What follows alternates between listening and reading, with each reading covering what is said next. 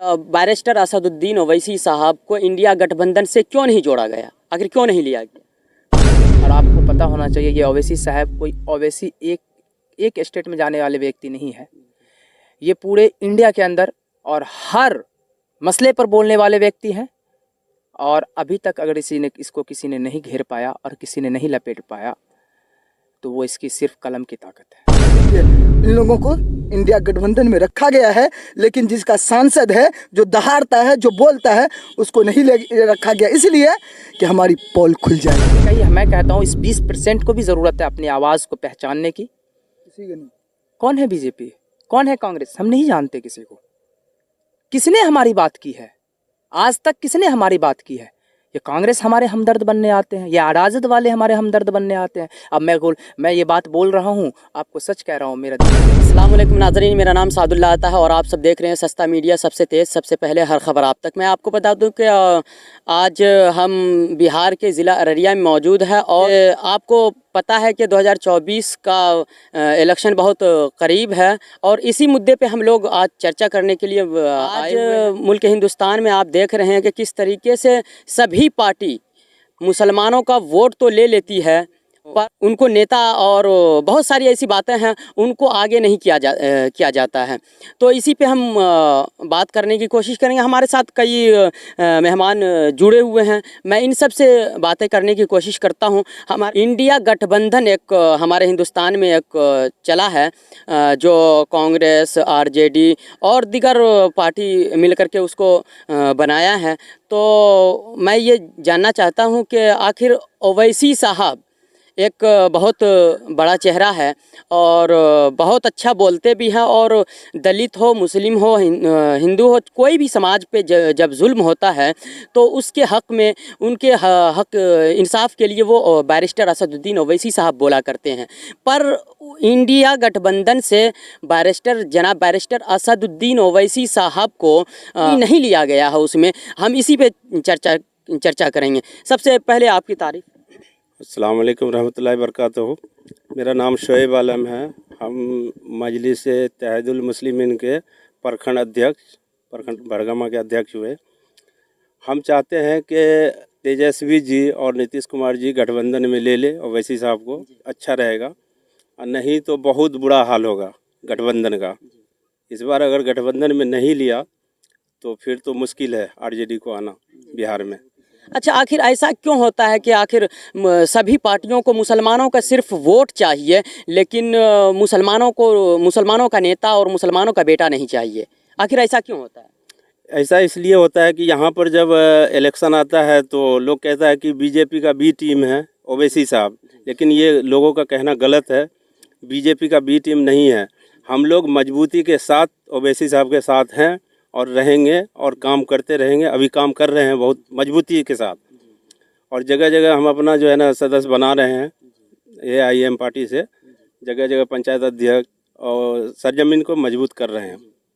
देखिए माशाल्लाह हमारे साथ कई लोग और जुड़े हैं पर उन सब से बातें करेंगे, लेकिन हमारे बीच एक ख़ास मेहमान हैं जनाब राग़िब अहमद यासीनी। हम उनसे भी बात करेंगे आखिर वो बैरिस्टर असदुद्दीन ओवैसी साहब को बीजेपी का बी टीम और उनके पार्टी को बीजेपी का बी टीम क्यों कहा जाता है।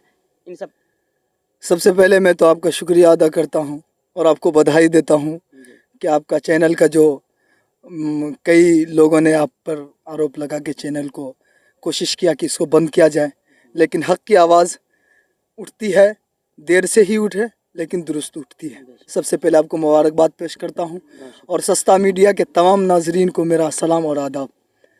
अभी आपने मुझसे सवाल किया कि ओवैसी साहब को इंडिया गठबंधन में क्यों नहीं लिया गया।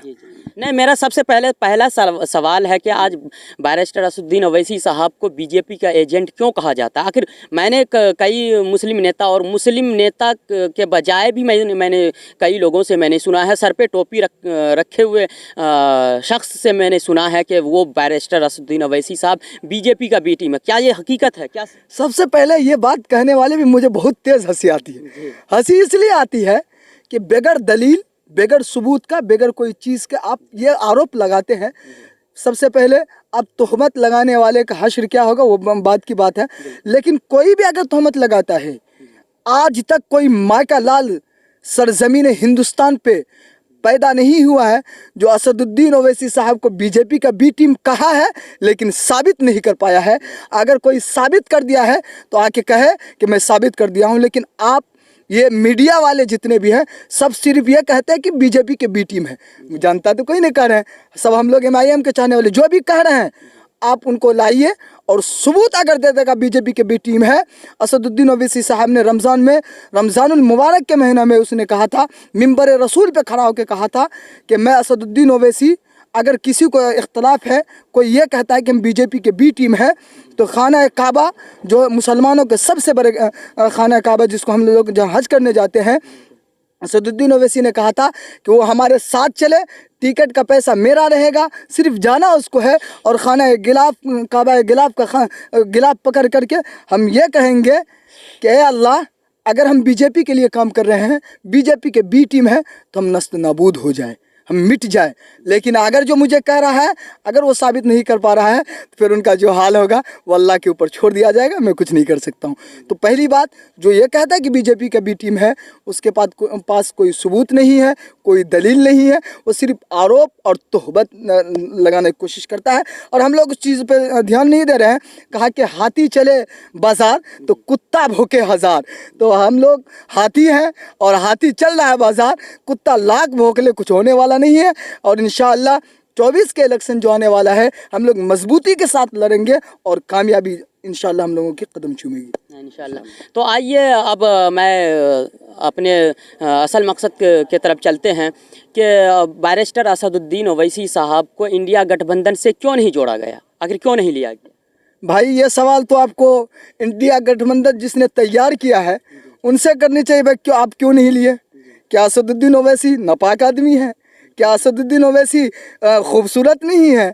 क्या असदुद्दीन ओवैसी स्मार्ट नहीं है?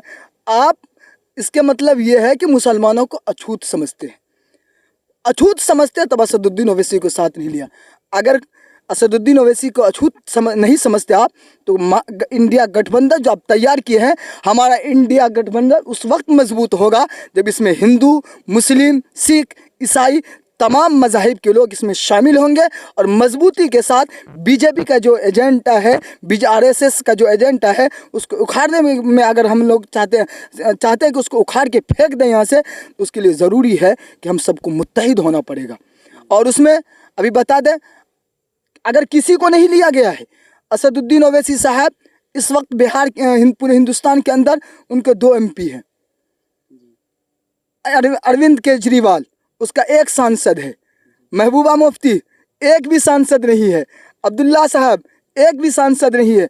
इन लोगों को इंडिया गठबंधन में रखा गया है, लेकिन जिसका सांसद है, जो दहाड़ता है, जो बोलता है, उसको नहीं रखा गया, इसलिए कि हमारी पोल खुल जाएगी। ये सच्चाई है। और आपको आज बता दें, आपके चाहने वाले को, अगर ओवैसी साहब को साथ कर लेते हैं तो उनकी जितनी भी ये काला धंधा चल रहा है, सबके पर्दा फाश करके रख देगा, इसीलिए इसको शामिल नहीं करते।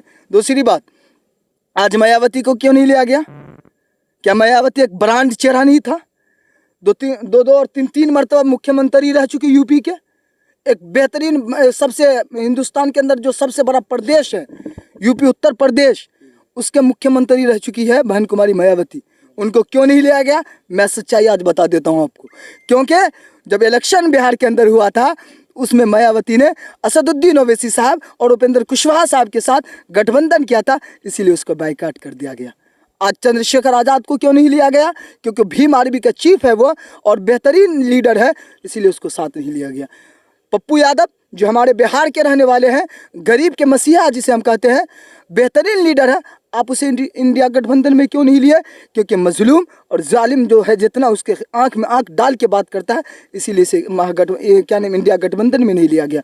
इसी तरह आपको मालूम है कि हिंदुस्तान के अंदर जब भी जुल्म होता है, मुसलमानों को दबाया जाता है, और जितने भी नीचे तबके के लोग हैं, हमारे जितने पसमानदगान हैं, सबको जब दबाया जाता है, तो उस वक्त सदन के अंदर एक शेर खड़ा होता है, टोपी वाला शेर और चेहरा पे चमक वाला शेर, और दहाड़ता है तो सबकी पैजामा गीली हो जाती है।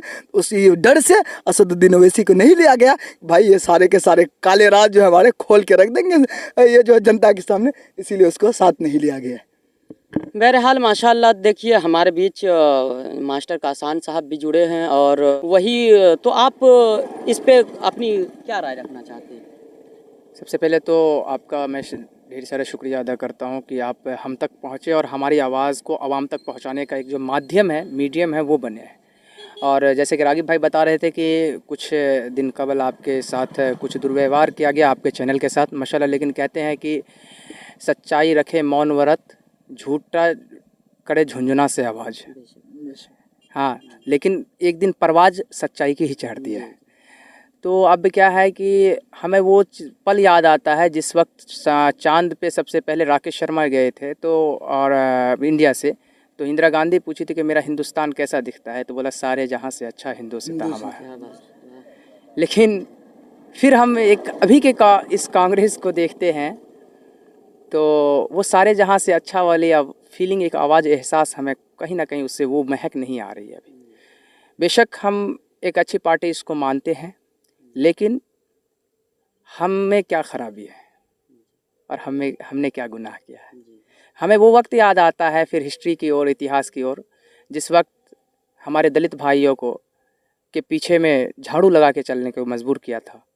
हमें वो वक्त याद आता है जिस वक्त हमारी दलित माँ बहन को अपने अस्तन को ढकने का अधिकार नहीं दिया गया था। फिर हमको शेर मैसूर याद आते हैं, और जब शेर मैसूर याद आते हैं तो हमें अवैसी साहब याद आते हैं। माशाल्लाह जो इस तरह से वो बात कर रहे हैं, मैं किसी पार्टी को व्यक्तिगत रूप से नहीं लूँगा, मैं बात वो करूँगा जिसकी आप आज ज़रूरत है। 20% की आबादी से प्लस में हम लोगों की आबादी है।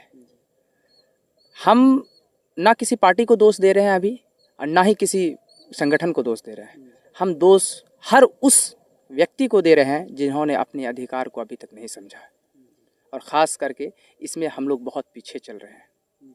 मैं एक स्वयं शिक्षक हूँ और माशाल्लाह मैं अभी पढ़ाई जो करवा रहा हूँ, मैं करवाता हूँ बच्चों के, सारी चीज़ें करवा रहा हूँ, और मैं जो आवाम के अंदर कमी देखता हूँ वो रागिब भाई आपके सामने रखे हैं। बहुत ही अच्छी बात बोले हैं रागिब भाई, अभी जितनी भी बातें बोले हैं। फिर भी अभी जो आपने कहा कि ओवैसी साहब को क्यों नहीं रखा गया, इंडिया गठबंधन में इंडिया गठबंधन में क्यों नहीं रखा गया। देखें, कहते हैं कि घर जब बनता है ना तो हर एक खूंटा को जो है ना मजदूर अच्छे से मजबूत करते हैं। अगर कोई खूंटा ढीला हो जाता है ना तो फिर दिक्कत होती है। तो ऐसे ही हमारा इंडिया जो है ना एक घर है जो है, इसके हर खूंटे को टाइट कर एकदम मजबूत रखना पड़ेगा। और आपको पता होना चाहिए ये ओवैसी साहब कोई ओवैसी एक स्टेट में जाने वाले व्यक्ति नहीं है। ये पूरे इंडिया के अंदर और हर मसले पर बोलने वाले व्यक्ति हैं। और अभी तक अगर इसको किसी ने नहीं घेर पाया और किसी ने नहीं लपेट पाया तो वो इसकी सिर्फ कलम की ताकत है। इसको बी टीम ए टीम ना कहे, ये दलालबाजी ना करे, ये इसकी कलम की ताकत है जिसे लपेट नहीं पाया अब तक। कोशिश तो किसने क्या नहीं किया। आपको तो पता होगा यूपी का वो मंजर जब उस पर गोली चली थी, क्या कोशिश नहीं किया गया। आपको उसको छोटे भाई के चाकू से मारा गया, गोली मारी गई, आपको वो मंजर पता है, अब क्या नहीं रह गया। तो लेकिन कहते हैं कि जिस पे खुदा मेहरबान तो गधा पहलवान। ठीक है, तो ज़रूरत है कहीं ना कहीं, मैं कहता हूँ इस 20% को भी ज़रूरत है अपनी आवाज़ को पहचानने की। तुम ये मत समझो ये बीजेपी और कांग्रेस कुछ नहीं है। तुम बीजेपी को हराने, भाई हम जिम्मेदारी ले रखे हैं क्या? किसी के नहीं। कौन है बीजेपी, कौन है कांग्रेस, हम नहीं जानते किसी को। किसने हमारी बात की है आज तक, किसने हमारी बात की है? ये कांग्रेस हमारे हमदर्द बनने आते हैं, ये आराजद वाले हमारे हमदर्द बनने आते हैं। अब मैं ये बात बोल रहा हूँ, आपको सच कह रहा हूँ, मेरा दिल धड़क रहा है। इस वजह से धड़क रहा है क्योंकि मैं अपनी सच की बात को रखूँगा, कल पता नहीं मेरे साथ क्या हो जाएगा। ये माहौल है। अभी कुछ दिन कबल हुआ है, आपको पता है रानीगंज की घटना। विमल कुमार यादव, एक बेटा उसका सरपंच पहले गया, दूसरा बेटा फिर गया। आपको वो घटना भी याद होगा जिसमें एक व्यक्ति ने दिल्ली में जाके अपने हाथ को कलम किया था। यही अपने इस अररिया की धरती से है वो। ऐसे बहुतों शेर हैं, लेकिन क्या कहें, लोगों को समझने की ज़रूरत है। मैं किसी नेता, किसी पार्टी को बुराई नहीं करूँगा। मैं लोगों को कहूँगा कि जाग जाओ, राजनीति का शिकार हो गए या तो राजनीति करना पड़ेगा। अभी सभी राजनीति के शिकार हो रहे हैं। मैं चाहूँगा कि राजनीति का शिकार मत बनो, राजनीति आओ करो। और पढ़े लिखे लोगों से को मैं दावत देता हूँ आपके माध्यम से, क्योंकि मैं एक स्टूडेंट शिक्षक हूँ, उन लोगों को मैं दावत देता हूँ कि आप अपना एक छोटा सा संगठन ही तैयार करें, लेकिन आप अपने एक पढ़े लिखे के तबके को बनाएं। आज हर किसी का एक ग्रुप है, बेईमानों का एक ग्रुप है, चोरों का एक ग्रुप है। मैं किसी को नहीं कह रहा हूँ चोर, सबका ग्रुप है। और मैं को दोषी मानता हूँ उस व्यक्ति को, उस हर पढ़े लिखे व्यक्ति का जिसके पास इल्म है और उसके पड़ोस में जाहिल है। वो गुनहगार है मेरे नज़र में। वो खुद एक चिराग को रखा है और उसको बंद करके कमरे में रखा है कि दूसरे के दरवाजे पे उसकी रोशनी ना चले जाए। इस वजह से मैं चाहूँगा कि हमारे 20% भाइयों को ही नहीं, 140 करोड़ आदमियों को पहचानने की ज़रूरत है और उसे एक चीज़ जानने की ज़रूरत है कि जिस टाइम कहा था राकेश शर्मा ने आचार्य से कि सारे जहां से अंधा अच्छा हिंदू सिता हमारा, वही भारत हमको चाहिए। नफ़रत को ख़त्म करने वाली भारत चाहिए और प्यार, अमन, अमान और चैन सुकून वाली भारत चाहिए कि हम लोग एक साथ खाए और एक साथ बैठे। और जिस धरती पे आज है, आपको भी ये पता होगा, मालूम होगा कि यहाँ पर बाहुल मुस्लिम बाहुल क्षेत्र है, लेकिन आज तक एक भी दंगा, एक भी फसाद नहीं हुआ। और मैं उम्मीद रखता हूँ अगर यहाँ पर इस तरह का कभी मामला आएगा तो पहला सर हम लोगों का कटेगा, दूसरा हमारे हिंदू भाई का कटेगा। हिंदू मुस्लिम मिलकर रहते हैं और हमारे यहाँ पर हम लोग हर कोई हिंदू मुस्लिम मिलकर रहते हैं, हमेशा से रहते हैं। ये 4 पंचायत जो है यहाँ पर मुस्लिम बाहुल क्षेत्र है। और मैं आज आपसे वादा कर रहा हूँ सादुल्ला भाई, अगर कभी हमारे हिंदू भाई पे बात आ गई, पहले काशान का सर कटेगा, रागिब का सर कटेगा, सरवर भाई का सर कटेगा, फिर हमारे कोई कुमार भाई का सर कटेगा, किसी दास भाई का सर कटेगा। ये मैं मोहब्बत रखता हूँ अपने वतनी भाइयों से। अरे मेरा धर्म नहीं है तो क्या हुआ, मेरे वतन के भाई है, मेरे जान है, मेरे खून है। मैं इतनी से अपनी बात को ख़त्म करूँगा। आपको कुछ और देखिए, कभी असद बस्तवी ने कहा था कि अगर खामोश रहता हूँ तो गैरत मार डालेगी, अगर खामोश रहता हूँ तो गैरत मार डालेगी, अगर सच बोल दूंगा तो हुकूमत मार डालेगी। बहुत मिलजुल के जो अशार का है वो देखिए कि अगर खामोश रहता हूँ तो गैरत मार डालेगी, अगर सच बोल दूंगा तो हुकूमत मार डालेगी। बहुत होशियार रहना है सभी हिंदू मुसलमान को, बहुत होशियार रहना है सभी हिंदू मुसलमान को। इसके आगे बात क्या है, लड़ा कर वरना आपस में सियासत मार डाले। ये आपसे सुनना था मुझे, वो भी सर याद होना चाहिए आपको। ये सरहदों पे तनाव है। हाँ, अगला मिसरा आप पूरा कर देंगे। सरहदों पे तनाव है, पता करो कि आने वाला चुनाव है। तो ये चुनाव जब भी आते हैं तो मेंढक जो होता है, बारिश के बाद जो मेंढक उभरता है, इसी तरह तमाम के तमाम पार्टियां हमारे साथ आते हैं, हमसे दरी बिछवाते हैं, हमसे कुर्सी लगवाते हैं और कुर्सी पे आके वो बैठता है जो दरी का हकदार नहीं है। अच्छा, आप लोग पार्टी के लोग या शायर हैं, शेर व शायरी करना? आप हम लोग अगर शेर जो पढ़े हैं उसमें अगर आपको सच्चाई नहीं दिखाई दे रहा है तो शेर से आपको इतराज़ होनी चाहिए, लेकिन मैं समझता हूँ सच्चाई का शेर है। हिंदू मुस्लिम एक, जैसे काशान भाई ने कहा कि हम हिंदू मुस्लिम, अगर किसी मुसलमान भाई का सर कलम, क्या हिंदू भाई का सर कलम करने कोई आएगा तो सबसे पहले काशान और शुएब और रागिब का सर, सरवर का सर कलम किया जाएगा, उसके बाद कोई कुमार का। इसीलिए मैं अशार पढ़ा था कि अगर खामोश रहता हूँ तो गैरत मार डालेगी, अगर सच बोल दूंगा तो हुकूमत मार डालेगी। बहुत होशियार रहना है सभी हिंदू मुसलमान को, लड़ा कर वरना आपस में सियासत मार डालेगी। ये असद बस्तवी साहब का अशार है, रागिब का नहीं। क्या बात है। जितने भी चुनावी मुद्दे में इंडिया गठबंधन के जितने भी नेता है, मैं सबसे अपील करूंगा और यही दरख्वास्त करूंगा कि आप एक बीच वाले खंबा जो होता है घर का, उसको आप छोड़ रहे हैं। वो बीच वाला खंबा नहीं रहेगा तो वो बीच वाला खंबा के बाद जो वो ऊपर वाला हिस्सा होता है वो बिल्कुल नीचे आ जाएगा, आप खड़े रह जाएंगे, पता ही नहीं चलेगा आपके साथ क्या खेल हो जाएगा। इसलिए आप नादानी ना करें। और वैसे अभी किशनगंज बहादुरगंज के विधायक तौसीफ साहब 4 टन के विधायक रहे, उसने कहा कि आप बहुत बड़े गलती कर रहे हैं, आला कमान से दरख्वास्त करते हैं कि आप कहाँ मिस कर रहे हैं। मिस ना करें, अगर मोदी को हराना है, बीजेपी को हराना है तो मिस नहीं करना होगा। सबको मिस कॉल मारने के साथ कॉल करके भी रिसीव करना होगा। मिस कॉल मारे तो आप फ़ौरन उसको कॉल कीजिए और रिसीव कीजिए। उससे अपने आला कमान से कहा कि आप असदुद्दीन ओवैसी साहब को क्यों छोड़ रहे हैं, उसको शामिल कीजिए और उसके शामिल होने से हम लोग मजबूत होंगे। इसीलिए जितने भी आरजेडी हो, जेडीयू हो और ममता बनर्जी हो या राहुल गांधी साहब हो, तमाम से मेरी दरख्वास्त है कि आप बहुत बड़े भूल में है। आप दूसरे जगह के चक्कर लगा रहे हैं और घर के मेहमान को नहीं देख रहे हैं। इसलिए आपसे दरख्वास्त है कि असदुद्दीन ओवैसी साहब को आप शामिल करें। इंशाअल्लाह जो सोच आपकी है, हमारी सोच वही है कि बीजेपी को सत्ता से हराना है और हटाना है, तो असदुद्दीन ओवैसी साहब के साथ आपको आना पड़ेगा। अगर नहीं आ रहे हैं तो आप नादानी कर रहे हैं, भूल कर रहे हैं, आप सत्ता पे हुकूमत नहीं कर सकते। इसीलिए आपसे दरख्वास्त है, आपके मीडिया के ज़रिए से, आपके सस्ता मीडिया चैनल के ज़रिए से मैं दरख्वास्त करूंगा। और यहाँ जितने हमारे प्रखंड अध्यक्ष मामा शुएब साहब, काशान साहब, सरवर साहब, भाई नाजिम साहब, मिर्साद साहब और जितने भी हैं, सबका यही आवाज़ है कि आप असदुद्दीन ओवैसी साहब को इंडिया गठबंधन मिले। आप कोई बात देखिए, हम लोग के तरफ से यही अपील है महागठबंधन से कि ओवैसी साहब को दावत देकर वो बुलाए और उनको महागठबंधन में ले, जितना जल्दी हो सके। अगर नहीं लेते हैं तो हम लोग जो है जमीन मजबूत कर ही रहे हैं, फिर उखाड़ के फेंक देंगे। नहीं, दूसरी बात यह है कि ओवैसी साहब ने ये कहा, कहीं न कहीं देखिए, अगर ओवैसी साहब को अगर इंडिया गठबंधन में अगर नहीं ले रहे हैं तो कहीं न कहीं हो सकता है कि मुस्लिम नेता जो है, चाहे वो आरजेडी को हो या कांग्रेस के हो, अदर पार्टी से हो, कहीं न कहीं उनका हाथ हो कि ओवैसी साहब को ना लिया जाए। क्या भाई, ये किसका हाथ है, किसका हाथ नहीं है, वो उन पे छोड़ दीजिए। अगर हाथ है तो पैर खींचने का मत कम कीजिए, अगर हाथ है तो हाथ खींच के ऊपर चढ़ाइए। आपको हाथ है लेकिन पैर खींच रहे हैं, आप हाथ खींचिए और ऊपर की तरफ ना ले चलिए, ना कि पैर खींच के नीचे की तरफ ले जाइए। ओवैसी साहब ने कहा कि अगर इंडिया गठबंधन हम लोगों को शामिल नहीं करता है, जैसे मैंने अभी तमाम नेता का नाम बताया, तो हम लोग तीसरे गठबंधन को तैयार करेंगे और हम लोग उस चुनाव मैदान में पूरे जोर शोर से लड़ेंगे। उस वक्त आप ये नहीं कहिएगा कि ओवैसी साहब बी टीम था, कि उन्हें आपने फील्डिंग सजा लिया है और बैटिंग बॉलर जो था, खिलाड़ी जो, उसको आप मैदान में नहीं ला रहे हैं। तो आप कहीं कहीं भूल और चूक कर रहे हैं।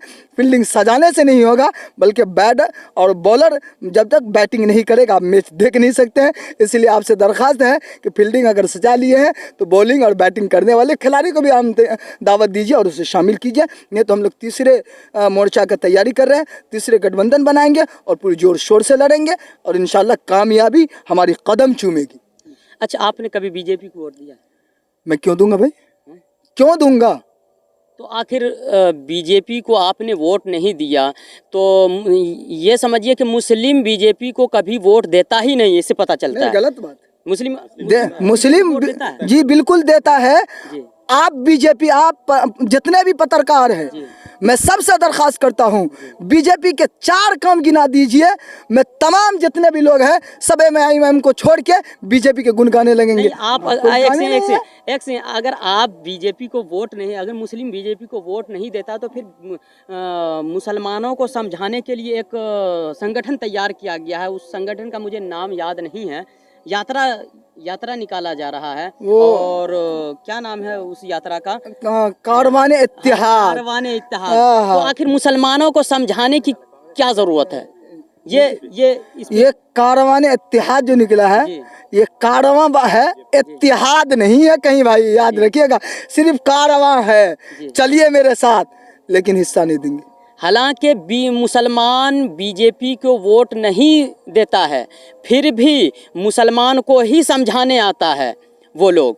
कारवाने इत्तेहाद एक संगठन है, वो तैयार करके आता आजकल गली गली और मोहल्ले। आप गलत बोल रहे हैं जी। ये जेडीयू वाले निकाले हैं, नीतीश कुमार। अच्छा। और उनके कमान जो है अभी क्या जमा खान साहब को दिया गया था, जिन पे बहुत सारी बात हुई, मैं कहना मुनासिब नहीं समझता हूँ। वो जमा खान जिनकी खुद की बैंड पकड़ नहीं है, अपने आप को मंत्री बताता है, और जब कोई मुस्लिम के ऊपर जुल्म होता है तो उसको ऐसे दान करने जाता है 10,000 रुपये, 5,000 रुपये, और कहता है कि मेरा हदीस कहता है कि एक हाथ से दे, दूसरे हाथ से नहीं, क्या ना को पता नहीं चलना चाहिए। आपका हदीस ये भी तो कहता है कि आप अगर जुल्म कर रहा है तो जालिम के खिलाफ बोले। बिल्कुल। लेकिन आप बोलेंगे नहीं। लेकिन ये हदीस याद है आपको, याद आ रही है कि एक हाथ से दे तो दूसरे हाथ को पता नहीं चलना चाहिए। लेकिन जालिम कुछ जुल्म कर रहा तो उसके खिलाफ नहीं बोलेंगे।